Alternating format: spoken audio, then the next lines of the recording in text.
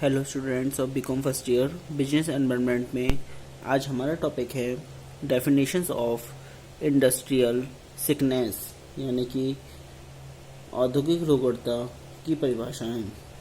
औद्योगिक पहले इसके बारे में सुनिए। आधुनिक समय में सुदृढ़ औद्योगिक आधार देश की अर्थव्यवस्था के विकास के लिए आवश्यक हैं, परंतु विगत वर्षों में भारतीय अर्थव्यवस्था में संगठित एवं असंगठित औद्योगिक क्षेत्र में औद्योगिक रुग्णता की समस्या गंभीर होती जा रही है।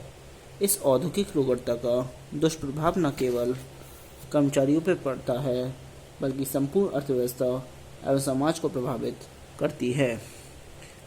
इसकी परिभाषा में नंबर फर्स्ट है, प्रोफेसर नंदकर्णी के अनुसार एक निवेशक के लिए वह इकाई रुग्ण है जो लाभांश नहीं देती। एक उद्योगपति के लिए जो लाभांश नहीं अर्जित कर रही है और बंद होने के कगार पर है। एक बैंकर की दृष्टि से वह इकाई रुग्ण है जिसने गत वर्ष में नगद हानि उठाई हो एवं चालू तथा आने वाले वर्षों में भी उसकी पुनरावृत्ति होने की संभावना हो।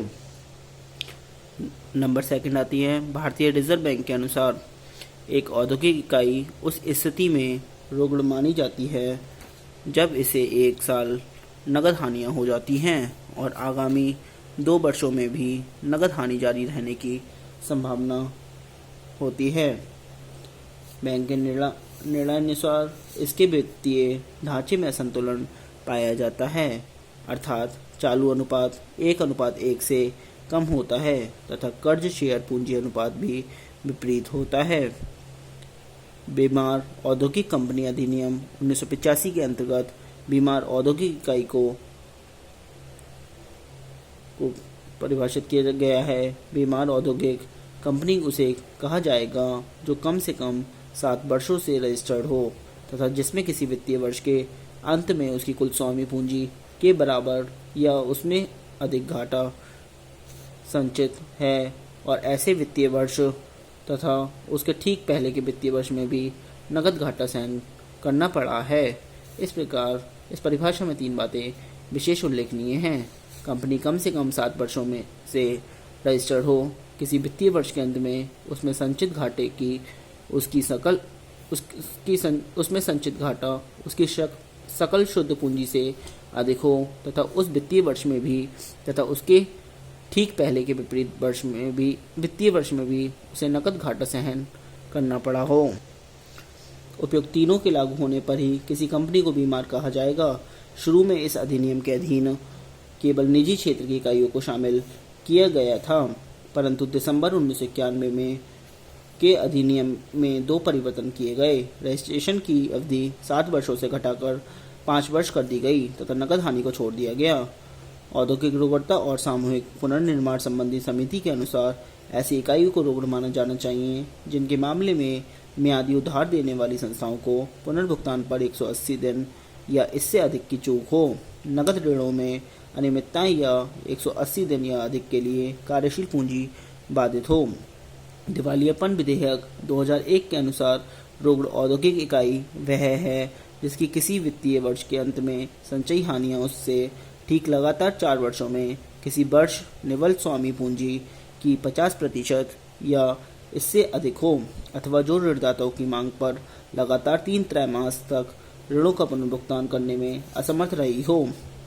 कंपनी संशोधन विधेयक 2002 के अनुसार किसी कंपनी को रुग्ण औद्योगिक कंपनी तब कहा जाएगा जब लगातार 4 वर्षों में से किसी एक या अधिक वर्षों में वित्तीय वर्ष के अंत में इसकी संचित हानि इसकी नेट वर्थ का 50% या इससे अधिक हो तथा अथवा जो लगातार 3 तिमाहियों तक अपने ऋणदाताओं को अपनी देयताओं का भुगतान करने में असफल रही हो।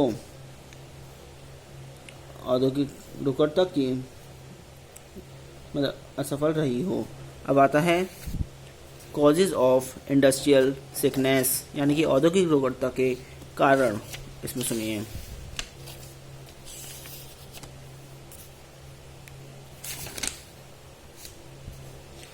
औद्योगिक रुग्णता के कारणों को हम 3 भागों में बांट सकते हैं। नंबर फर्स्ट है बोर्न सिकनेस यानी कि जन्मजात रुग्णता। एक अध्ययन दल के अनुसार लगभग 50% इकाइयां स्थापना के 3 वर्ष के अंदर रुग्ण हो जाती हैं। इससे यह सिद्ध होता है कि इन औद्योगिक इकाइयों की जीवयता की जन्म से ही कोई संभावना नहीं रहती है। इसमें नंबर फर्स्ट है लैक ऑफ एक्सपीरियंस, अनुभव का अभाव। प्रवर्तकों के पास अनुभव का अभाव होना, परियोजनाओं का गलत चयन तथा त्रुटिपूर्ण परियोजना नियोजन आदि जन्मजात रुग्णता को जन्म देते हैं। तथा कथित सलाहकारी फर्मों की अत्यधिक वृद्धि भी इस समस्या को गंभीर बना देती है, क्योंकि वे धन अर्जित करने के लालच में परियोजना या विचार अति महत्वाकांक्षी लोगों को बेचते हैं, जिससे वे दिशाविहीन हो जाते हैं। Number second late commencement of project, यानी कि परियोजना शुरू करने में विलंब। औद्योगिक रुग्णता इस कारण भी उत्पन्न हो जाती है कि बड़ी परियोजनाओं को प्रारंभ करने में ही काफ़ी विलंब हो जाती है, जिसके कारण साज सज्जा, मशीन आदि की लागत में काफ़ी वृद्धि हो जाती है और परियोजना की अनुमानित लागत काफ़ी बढ़ जाती है। नंबर थर्ड आता है लोकेलाइजेशन, यानी कि स्थानीयकरण।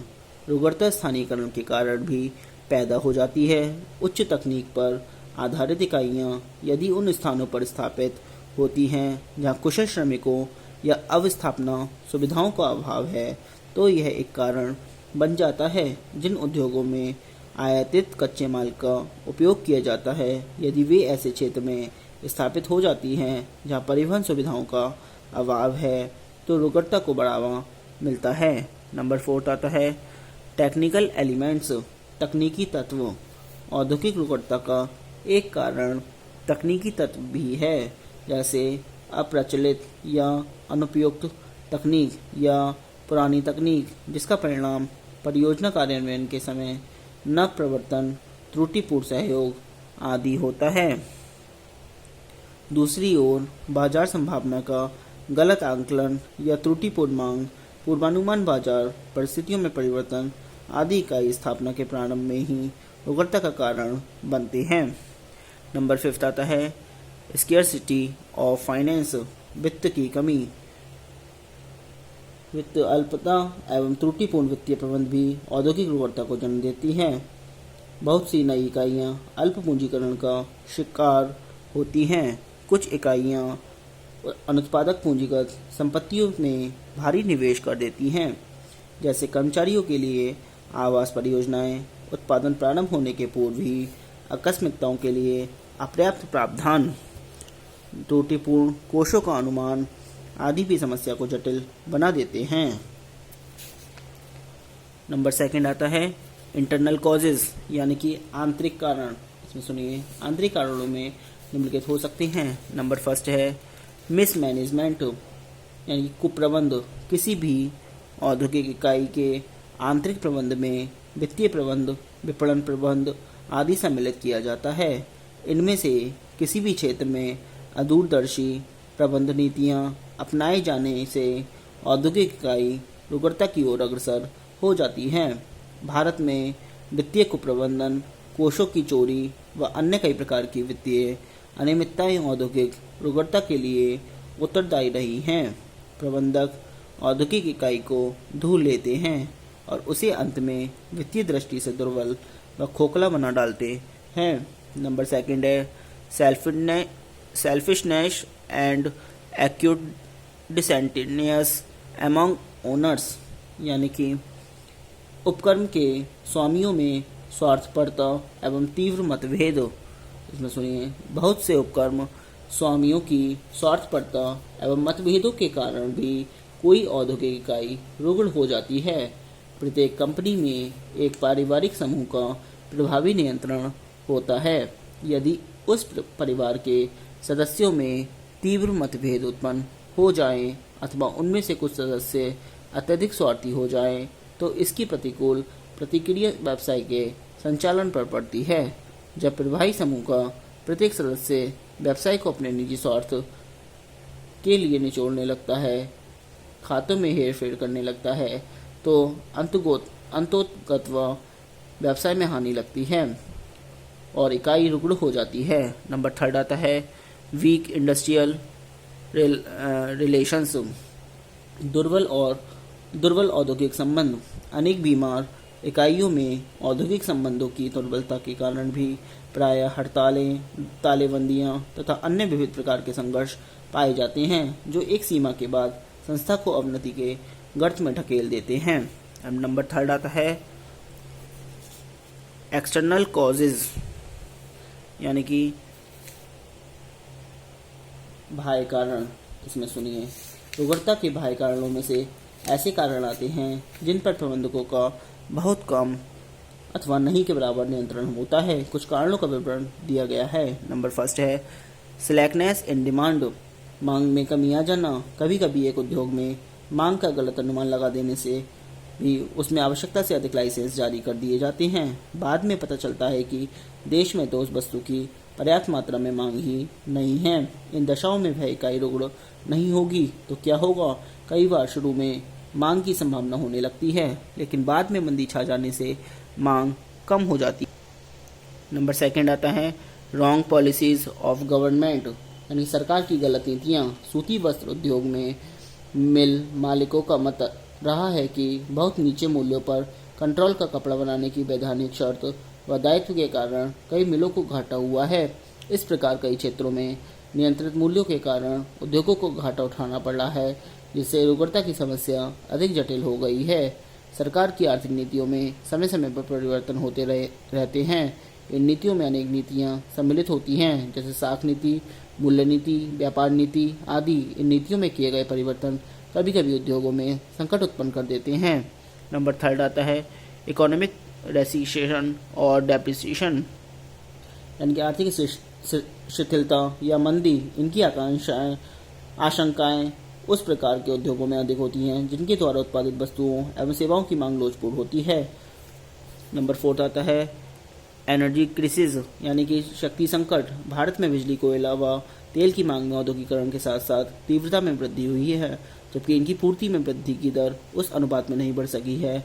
फलतः शक्ति का संकट बना रहता है, जिसके कारण उद्योगों की स्थापना क्षमताओं का पूरा उपयोग नहीं हो पाता है, उत्पादन स्तर गिरने लगता है और उपक्रम को हानि होने लगती है। Number 5 changes in international markets, यानी कि अंतर्राष्ट्रीय बाजारों में परिवर्तन। अंतर्राष्ट्रीय बाजार में होने वाले परिवर्तनों के कारण भी औद्योगिक रुग्णता का प्रसार हो सकता है। नंबर 6 रिवॉल्यूशनरी टेक्नोलॉजिकल चेंजेस, क्रांतिकारी प्राविधिक परिवर्तन। औद्योगिक क्षेत्र में प्राविधिकी का विकास व हस्तांतरण हमेशा होता रहा है, परंतु कभी कभी नवीन आविष्कार और नवीन खोज कुछ उत्पादनों को अप्रचलित एवं अनुपयुक्त बना देते हैं, जिससे उनसे संबंधित औद्योगिक इकाइयाँ रुग्ण हो जाती हैं। आज के लिए इतना ही। Thank you very much.